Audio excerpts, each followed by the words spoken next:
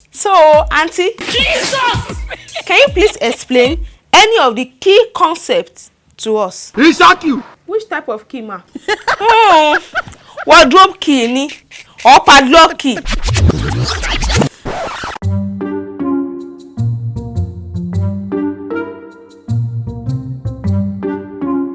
Balikis, see you know see Mrs. Gladys. Afusa, excuse me, please. We're in class. And I'm not ready for all those your stupid joke. Please. Serious student. Sorry. See, if you flip here, Dan. You flip here. Can you hear funny? The last time we discussed marketing. Yes. And we discussed marketing as the performance of business activities that direct the flow of goods and services from producer to consumer or users. Are you there? Hope you guys are listening to me. And we made mention of some key concepts in marketing, such as need, Principal. 2, want, 3, demand. Okay. Number 4, product.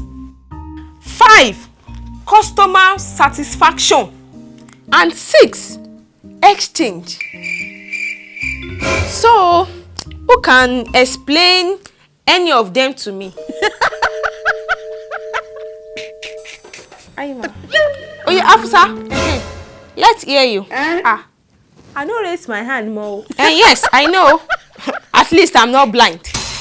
At least you are in the class when that was being taught. Yes. So what are you now trying to tell me that you did not raise up your hand? I did class that day, but my mind no just day class at all. Now only my spirit day class. Stand up! Around nonsense. Where your mind go? It be like say that your mind, they push you, like your mind they try to push you like this for you to carry this course again. I tell you, no matter how you try hard, no matter you will be repeating this class and I will be giving you F9 carry over the straight because you guys were here now that I'm shouting. I know that I did not have my own children. You guys can never kill me. Yes. All of you will carry this course in it. I swear down. To explain needs. Needs can be defined or explained as some... Because I know after Afusa, she will definitely call me. Well, thank God. You see this Afusa, she's just a stupid kid. She did not know anything. So, Auntie... Jesus! Jesus! Can you please explain any of the key concepts to us? Exactly. Which type of key, ma? Wardrobe key ni or padlock key? Idiot! No, Rachel and Afusa, say all of na they whine me ni. Your own even worse. You just they waste your papa money. Come to my campus. Kajo wabakana running. Almost form big girls. Look at the fool standing. You sabi that's why you are standing up now. Common sense. See no get.